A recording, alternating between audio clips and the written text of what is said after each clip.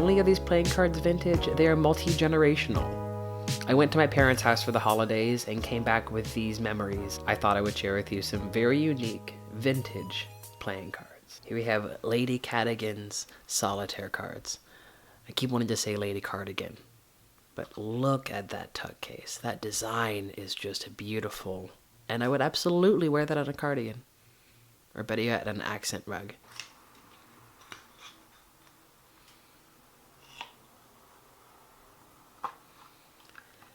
Absolutely beautiful. Look at that back design. Now, all of these playing cards are plastic, so they don't handle particularly well, but goodness, look at that borderless design. When you think about cardistry, honestly, these were kind of ahead of its time. Like, look at the Virtuosos, and then look at these. The Joker is Lady Cadogan herself. Lady Cadogan, the cardigan designer. Otherwise, standard faces all across. Court cards included. Court cards, royalty, face cards, whatever you want to call them. These cards are my grandmother's and are at least 20 years old. Honestly, probably closer to 25, maybe even 30. I remember growing up playing with these when I was a little kid. Playing 500, which is a variation of gin or rummy, was very big on my mom's side of the family.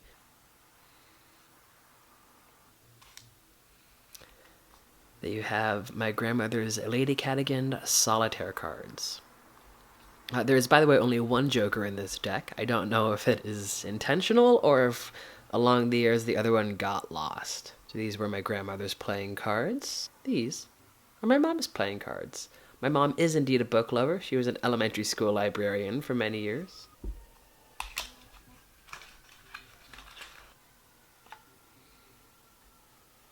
what's fun about these playing cards is not only the court cards, but every single one of these cards, with the exception of the aces.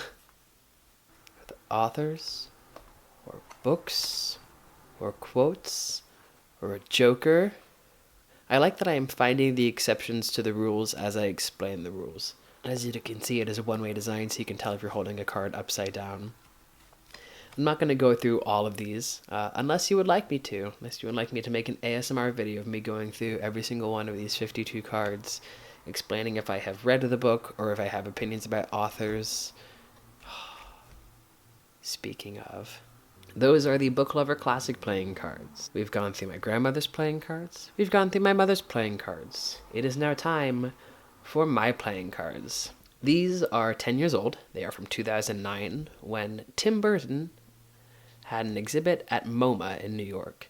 I did not get a chance to go to the exhibit, but my aunt was kind enough to pick me up these playing cards, as well as a couple of figurines of his design, and a beautiful coffee table book full of his sketches and early designs of his character work.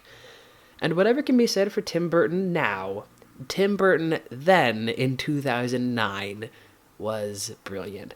Vertical stripes are such a Burtonism, and it's so fun to see them in this bright, vibrant red, which is a Burton color, but usually you're just so used to seeing charcoals and grays and...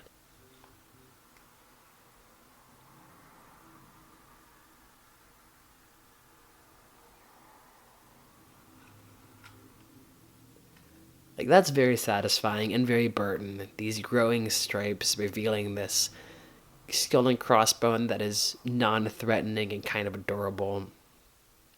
And isn't that the whole Burton style?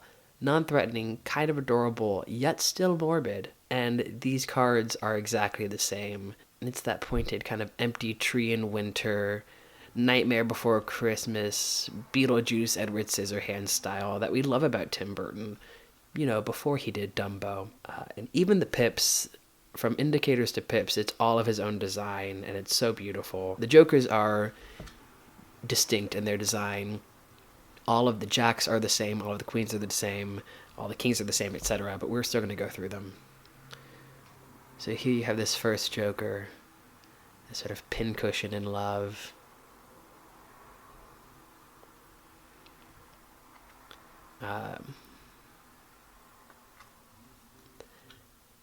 And Tim Burton keeps himself to a very limited palette, and these cards are exactly the same. You have that bright red that's on the tuck case. You, of course, have these blacks. You have these kind of greenish-gray shades here. You have if Larry the Cucumber had a child with one of those clowns that you used to punch and it would wobble over and then bounce right back up. And those are the Jack designs. All 4 Jacks are that. This cute little guy here.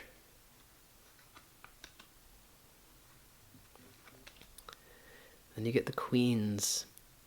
And the queen herself is almost very Alice in Wonderland in design. Like, imagine if we had had this Queen of Hearts, or more appropriately, imagine if we had had this Queen of Hearts in Alice in Wonderland instead of the design that we did have. It's simple, it's haunting, it's childish. It's very Burton, but not in a way that is derivative of himself. Those are the queens, and then moving on to the kings, you have this just delightful 3-eyed mummy. If you can see that very small eye in the center there. I'd say that these cards are around the time of Prime Burton. Perhaps not prime in creation. One could argue his earliest work was his best, but prime in terms of our cultural love for him. He at this point had a mainstream appeal while not being a parody of himself quite yet. And then the ace, you had this kind of ghostly Superman, which was one of the figures actually that my aunt brought me back from the exhibit as well. Because Tim Burton creates these little spindly little legs, of course, the leg of the figurine broke off. But he can balance. He makes it.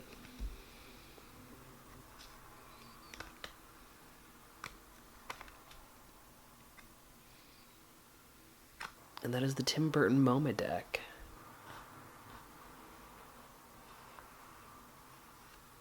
And that is my deck of cards from 2009. One of the reasons I love playing cards is they are so simple and so versatile.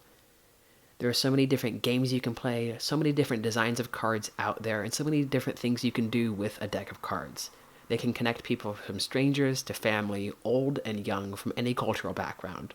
It was really neat bringing these cards back from my parents' house and remembering growing up playing with them and thinking about all the different places these cards have been, the different games they've seen, the different uses they've been through, and where they're going to go next. It's not just new cards that have value and that are fun to unbox. It's fun unboxing memories too. Every deck of cards has a unique way of expressing itself, just like people. So until next time, espresso yourself.